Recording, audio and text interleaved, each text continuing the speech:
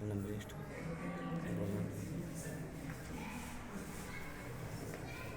Student, मैं अनुराग वर्मा आपके लिए लेकर आए हैं नया यूट्यूब चैनल एक और माँ न्यू मस्ती स्टडी पॉइंट।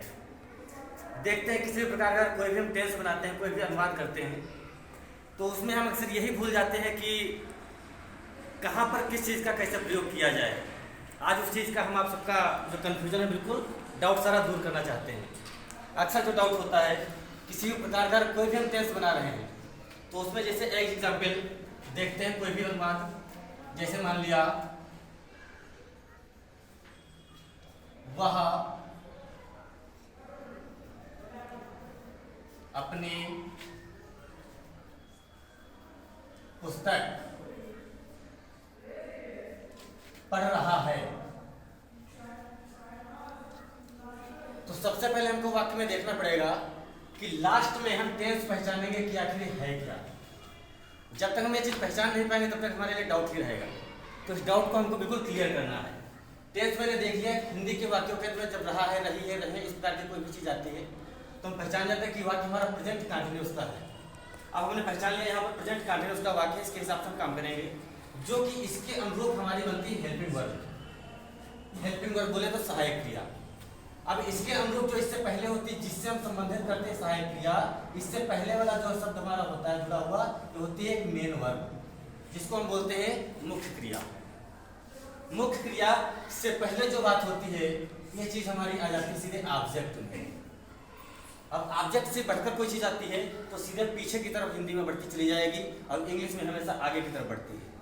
तो इसमें हो जाएगा ऑब्जेक्ट, यानी अपनी पुस्तक पढ़ रहा है। और कौन सी चीज पढ़ रहा है, कौन पढ़ रहा है, ये चीज हमारा कौन हो गया, सब्जेक्ट। इसको हम डीपली इस प्रकार से समझेंगे, ये हमारा हो गया सब्जेक्ट। अब सब्जेक्ट के अकॉर्डिंग हम काम करेंगे। अब बात यहाँ पर आ रही है ए, अपने के, अपना, अपनी, अपने की अंग्रेजी। इसको लगाने के लिए हम अक्सर भूल जाते हैं कि आखिर किसके साथ में क्या लगेगा।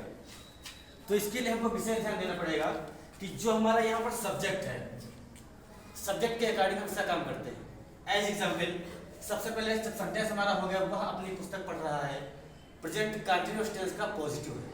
अब पॉजिटिव के अकॉर्डिंग हम सेंटेंस बनाएंगे तो सबसे पहले हमारा सब्जेक्ट आता है, सब्जेक्ट इसमें हो जाएगा ही। अब ही के साथ में हेल्पिंग वर्ब हमारी जो लगती है ये आ जाएगी, ही के साथ इज लगेगा प्रेजेंट कंटीन्यूअस के अकॉर्डिंग, और मेन वर्ब भी आईएनजी था। मेन वर्ब बोले तो मुख्य क्रिया, बोले तो पढ़ना, पढ़ना होता है रीड।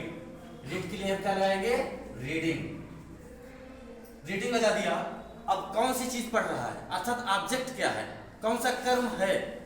क्रिया तो पता चल गई कि पढ़ रहा है, लेकिन कर्म क्या है, कर्म हमारा अपनी पुस्तक, बोले तो अपनी। अब अपनी की अंग्रेजी हम लगाएंगे सब्जेक्ट के अकॉर्डिंग। सब्जेक्ट हमारा है ही, और ही के साथ क्या लगता है, हिज। अब कौन सी चीज, पुस्तक, हिज बुक। इसका मैंने प्रयोग कर लिया। अब एक सेंटेंस तो मैंने बना लिया जिसके अनुरूप हमें पता है कि इस सब्जेक्ट के साथ में अपने की अंग्रेजी हिज लगेगी, और इस सब्जेक्ट के अकॉर्डिंग हेल्पिंग वर्ब के अकॉर्डिंग हमारा इज लगेगा। लेकिन हम अक्सर भूलते इन्हीं दोनों चीजों में हैं कि हेल्पिंग वर्ब और इधर अपने की अंग्रेजी क्या लगेगी। आज दोस्तों हम इस सब चीजों का सिर्फ 2 पॉइंटों का सारा कंफ्यूजन बिल्कुल एकदम दूर करने वाले हैं। देखते हैं बहुत ही इजी तरीका। एक तरफ बना लेंगे हेडिंग सब्जेक्ट, दूसरी तरफ बना लेंगे हम हेल्पिंग वर्ब। अब हेल्पिंग वर्ब किस प्रकार से, सब्जेक्ट हमारा कौन सा होगा, इसके अकॉर्डिंग हम कौन सी चीज किसका प्रयोग कैसे करेंगे, इस पर हमको जो है विशेष ध्यान देना है। टेंस कोई भी हो, माना कि टेंस जो है प्रमुख रूप से हमारे 3 होते हैं, प्रेजेंट, पास्ट, फ्यूचर। और इन तीनों टेंसों को प्रमुख रूप से 4 भागों में बांटा गया है, इंडेफिनिट, कंटीन्यूअस, परफेक्ट और परफेक्ट कंटीन्यूअस। तो इसमें हो जाएगा 3 × 4 = 12। इस प्रकार से हमारे टोटल 12 टेंस तैयार हुए, जो कि 12 टेंसों को पहचान लेंगे हम सीधे इसकी लास्ट को देखकर हिंदी में। और इंग्लिश में सिर्फ हेल्पिंग वर्ब और मेन वर्ब को देखकर हम वाक्यों की पहचान करते हैं। इसके अनुरूप हम जब वाक्य बनाएंगे तो ये हम अपना कंफ्यूजन दूर करना चाहते हैं। जब आई होगा तो आई के साथ में जब प्रेजेंट सारे टेंस हम एकदम बता दें कि किस टेंस में किस चीज की कौन सी हेल्पिंग वर्ब लगती है, पूरा चार्ट बिल्कुल एकदम क्लियर हो जाएगा। कैसे हो जाएगा, आई के साथ में जब इंडेफिनिट की बात करते हैं तो डू ही लगता है, और जब कंटीन्यूअस की बात करेंगे प्रेजेंट के अंतर्गत तो आई के साथ एम लगेगा, और एम लगने के पश्चात अगला जब पॉइंट हमारा आएगा तो उसमें हम हैव का प्रयोग करते हैं। और फिर आगे जब बढ़ेंगे तो उसके हिसाब से हमारा डिड लगेगा। डिड के उपरांत आई के साथ सीधे वाज ही लगता है। ये सारी चीजें बिल्कुल प्री डिफाइंड है, इनके अनुरूप हम कोई भी काम अलग से नहीं कर सकते हैं। जैसे होगा इसमें हैड, फिर इसके बाद हो जाएगा जब फ्यूचर में जाते हैं तो सेल का ही प्रयोग होता है। माना कि इसके आई बी के साथ हमें जरूरत पड़ने पर जब किसी भी प्रकार का कोई फोर्स किया जाता है तो सेल की जगह पर विल का भी प्रयोग कर लेते हैं, लेकिन सामान्य तौर पर केवल सेल का ही प्रयोग किया जाएगा। ये बातें हो गई हमारी आई के साथ। अब अगला सब्जेक्ट देखते हैं हमारा कौन सा होगा। अगर वी होगा तो वी के साथ में भी हमारी सारी कंडीशन यही रहेगी, सिर्फ एम की जगह आर हो जाएगा और बाकी हैड ही रहेगा, इधर डिड ही रहेगा और इधर वाज नहीं रह जाएगा।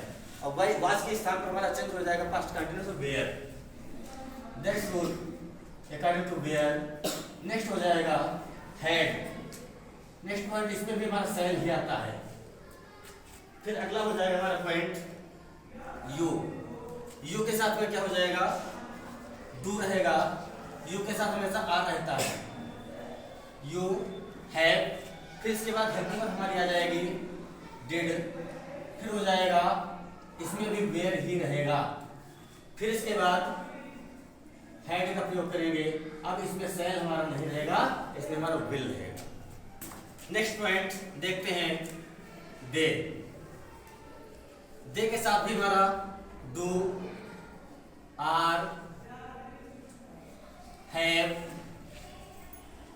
Did, were, had, will. फिर इसके बाद अगला पॉइंट हमारा हो जाएगा तो कोई प्लूरल नाउन है।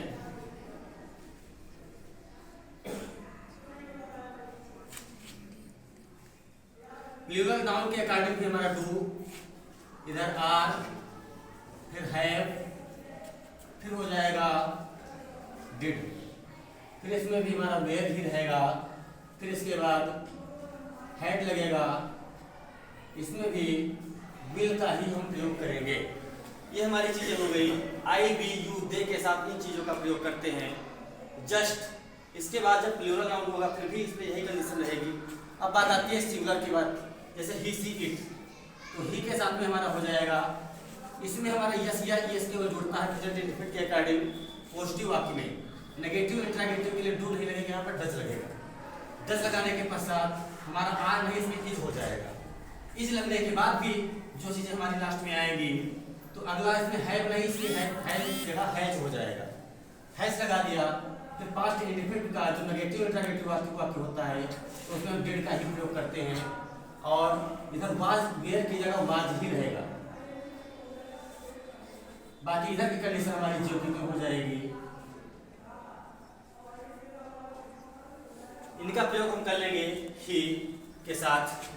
अगर हमारा सी लिखा है या इट लिखा है, ही, सी, इट, और अगर किसी भी प्रकार का हमारा सिंगुलर नाउन भी आ रहा है, सिंगुलर नाउन, तो इन सब चीजों के लिए हम जो ऊपर के ही के सामने जो चीजें लिखी गई हैं हम इन्हीं का प्रयोग कर लेंगे।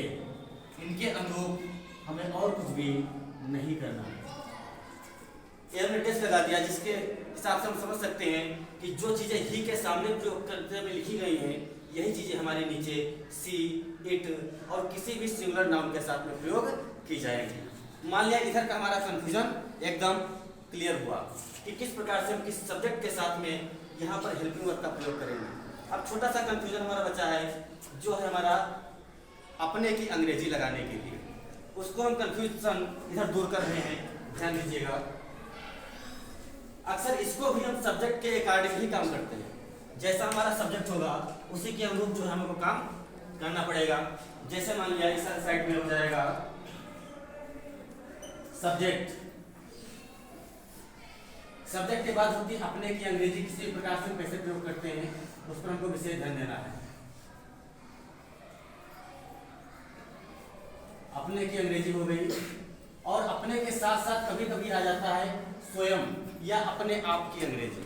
हम उसमें भी भूल जाते हैं कि अक्सर लगेगा क्या, तो उसके लिए हम देख लें स्वयं की अंग्रेजी के लिए क्या प्रयोग करेंगे?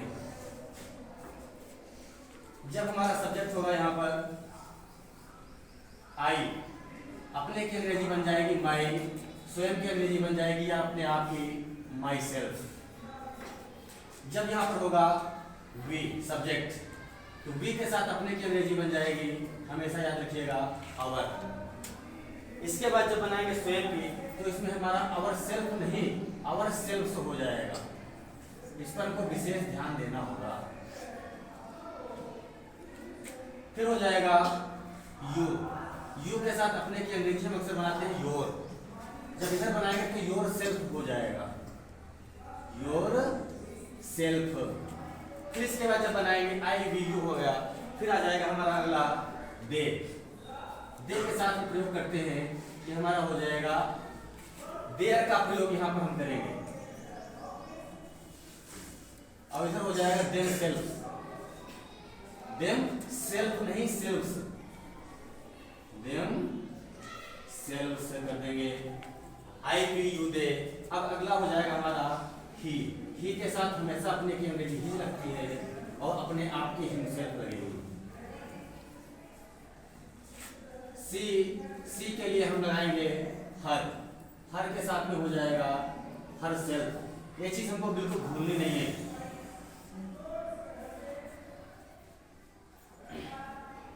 और इट भी आता है, तो इट के लिए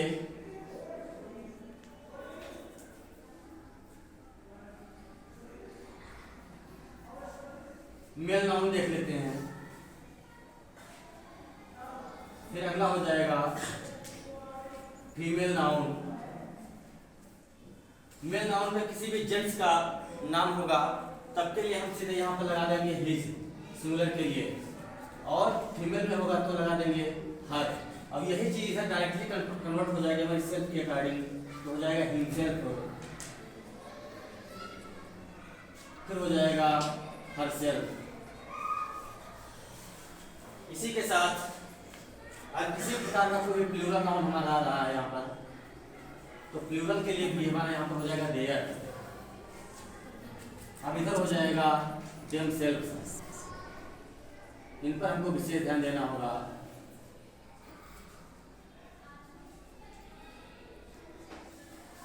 अब देखते हैं सारे डाउट हमारे जो है बिल्कुल क्लियर हुए। किसी भी प्रकार का कोई भी अनुवाद हमको बनाना, कोई भी ट्रांसलेट करना है, तो एक नजर में एक बार और देख लेते हैं।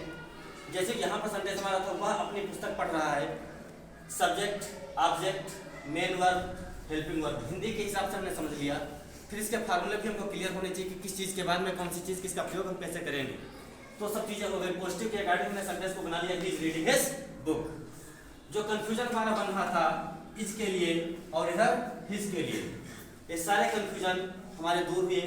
जो हमारे सहायक क्रिया का कंफ्यूजन एक सब्जेक्ट देख लेंगे जैसा होगा, उसके अनुरूप हम इनका प्रयोग हर प्रकार के टेंस के अकॉर्डिंग करेंगे। ऐसा